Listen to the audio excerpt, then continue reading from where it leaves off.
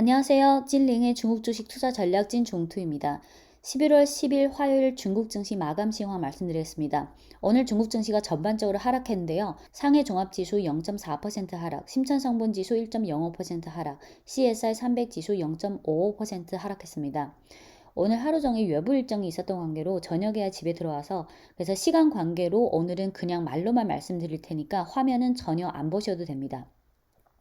우선 과거 시황 영상에서도 많이 말씀드렸다시피 중국 증시를 볼 때는요, 물론 미국 증시나 글로벌 증시와의 연관성도 고려해야 하지만 그보다는 우선 중국 국내 상황이 가장 중요합니다.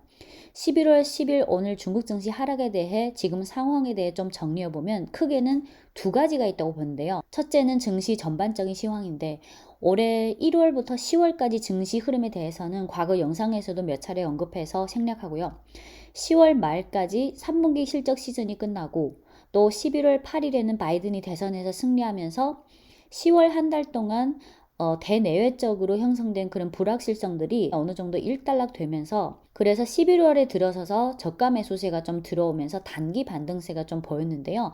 문제는 이 단기 반등이 추세적인 것보다는 업종 대부분이 같이 오르는 이런 추세적인 반등이 아니라 매일매일 업종을 바꿔가면서 등락세를 보였다는 거예요.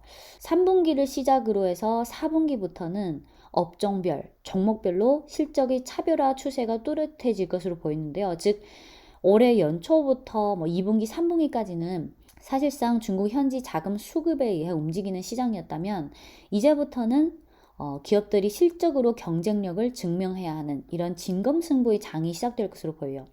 또한 증시 전반적인 유동성 측면에서는 현재 대체로 유동성이 비교적 충분한 상황이지만 코로나 안정화에 따라서 아무래도 상반기에 비해서는 향후에 정부 차원에서 하는 그런 유동성 확대 정책이나 이런 것들이 어느 정도 점차 약화될 가능성이 높을 것으로 보여요. 그리고 지난 9월, 10월 동안 연초 대비 많이 오른 제약바이오, 소비주, 테크 이런 이익 실현이 많이 나왔지만 그래도 현 시점에서 아직은 PER이 비교적 높은 상황이에요. 그래서 현 시점에서도 연말까지 특정 업종이나 종목들은 아직은 이익 실현 여지가 많이 남아있고 그래서 아직은 한동안은 관망세가 계속될 가능성이 높다고 봐요. 이게 첫 번째 상황이고요.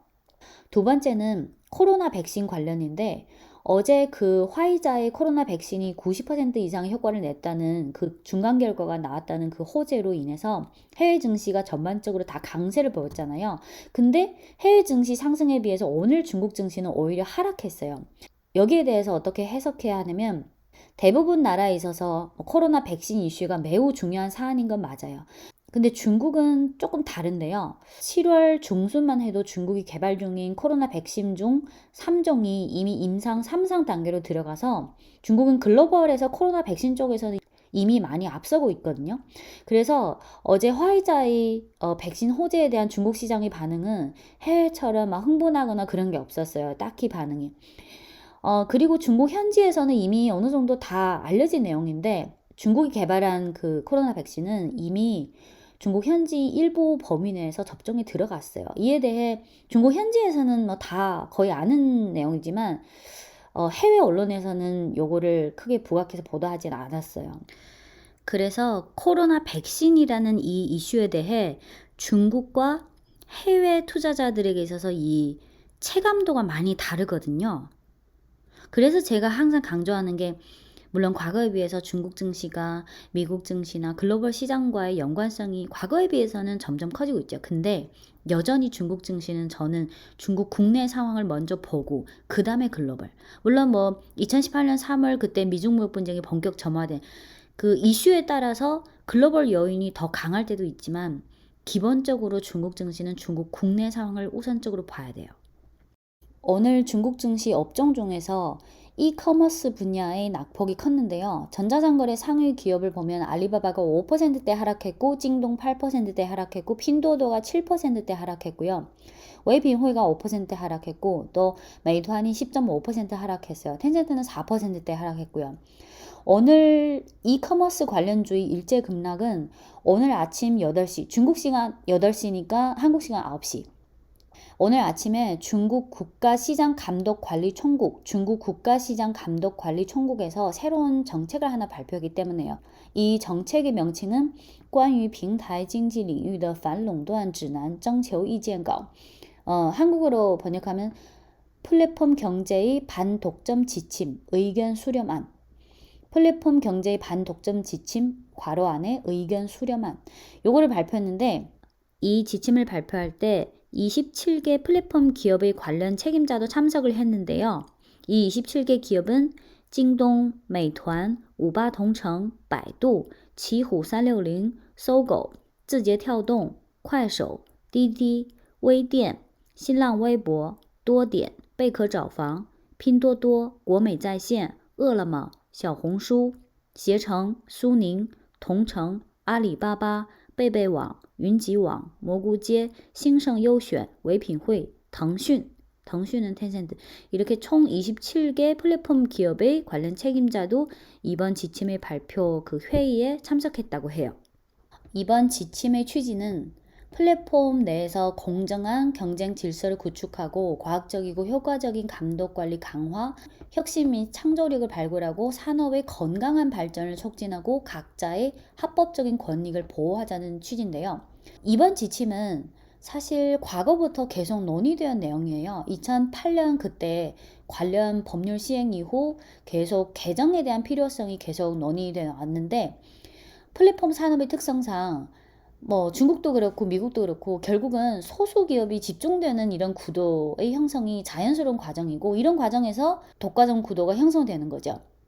중국의 플랫폼 산업이 워낙 방대하고 또 급격하게 커졌으니까 정책도 여기에 맞춰서 계속 개정돼야죠. 향후 정책의 방향은 이미 형성된 독과점 구도를 제한하기보다는 거대한 플랫폼 기업들을 규범화하고 독점적 지위를 남용하는 이런 행위를 제한하고 소비자 권익 보호에 맞춰질 것으로 전망되고요.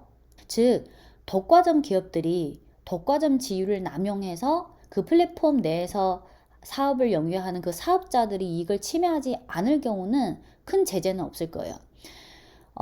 물론 과거부터 계속 검토해온 정책이라서 크게 서프라이즈 할 일은 딱히 아니지만 그러면 왜 11월 10일 오늘 시점에서 이 정책을 발표했냐, 여기에 대해 좀 생각해보면 한 두 가지가 있다고 생각해요. 하나는 타오바오, 티엠마오, 타오바오, 티몰이 2009년부터 매년 11월 11일에 그 쌍11절이라고 쇼핑 이벤트를 하잖아요. 그래서 물론 타오바오, 알리바바에서 만든 거지만 그 후에 계속 이 쇼핑 이벤트가 계속 커지면서 타오바오, 티엠마오뿐만 아니라 다른 이커머스 업체들도 요 쌍11절이라는 시즌을 빌어서 이런저런 많은 이벤트를 진행하거든요. 그래서 11월 11일이 내일이잖아요. 그래서 그 딱 하루 전인 11월 10일에 이런 규범화 지침을 내세움으로써 정부 차원에서 이 시장 규범화에 대한 요구를 강조하고 이런 요구를 제기해서 플랫폼 기업들로 하여금 플랫폼 내의 사업자 그리고 소비자들의 이익을 침해하지 말라. 어떤 규범화에 대한 요구를 제시하는 거고, 또 하나는 중국 현지 기사에 따르면 이 쌍11절을 앞두고 실제로 일부 플랫폼에서 사업하는 이 플랫폼 내 사업자들이 국가시장감독관리총국에 신고를 몇 차례 했다는데요. 이 사업자들이 신고한 내용이 뭐냐면 내가 이 플랫폼에서 사업을 하고 있는데 이 플랫폼으로부터 다른 플랫폼에서 이 사업을 동시에 하면 안 된다는 요구를 받은 적이 있다. 이건 너무 불합리적이다. 이건 너무 갑질이 아니냐. 요런 거를 국가시장감독관리총국에 신고한 사례가 최근에 좀 많았어요. 그래서 이번 지침은 사실 특정 기업에 대해서 제재한다는 그런 게 아니고 모든 산업이 그렇듯이 초기에 조금씩 발전하고 그리고 고성장 단계로 가서 확 커지고 그 과정에서 정부 차원에서는 거기에 맞춰서 여러 가지 규범화 정책을 계속 업그레이드 해야 되는 거죠. 그래서 이번 지침의 발표는 과거부터 검토해온 내용이기는 하지만 주식시장이다 보니까 이 발표 직후에 아무래도 주가에 바로 반영될 수밖에 없는 거잖아요. 이게 투자 심리나 이런 주식시장의 특성상. 그래서 이번 정책 때문에 뭐 중국의 전자상거래 이커머스 기업들은 뭐 안 좋다. 이제부터 끝이다. 그거는 너무 확대 해석하고 너무 오바스러운 생각이라고 보고, 단기적인 흔들림이 있을 수 있지만 지난 그 알리바바 산하의 엔트그룹의 IPO가 잠정 유예된 것도 이 기업을 아예 부정하기보다는 이 기업의 매출의 30%대를 차지하는 그 소액 대출이 너무 레버리지를 심하게 썼으니까, 그래서 중국도 점점 많은 산업이 나오고 또 일부 산업은 죽어가고, 근데 이 과정에서 새로운 산업이나 기업이나 이런 분야는 때가 되면 이 정부 차원에서 거기에 맞는 규범화 정책을 내세워야 되고, 이런 과정에서 시장이 커지면서도 점차 규범화되는, 이거는 정부 입장에서는 정부가 할 일을 한 거고, 근데 주식시장에서는 단기적으로 안 좋지만 또 중장기적으로 보면 이 산업이 더 건전하고 사업자나 소비자들이 이익을 보호하는 방향으로 가는. 네, 지금까지 11월 10일 화요일 중국 증시 마감 시황 말씀드렸습니다. 감사합니다.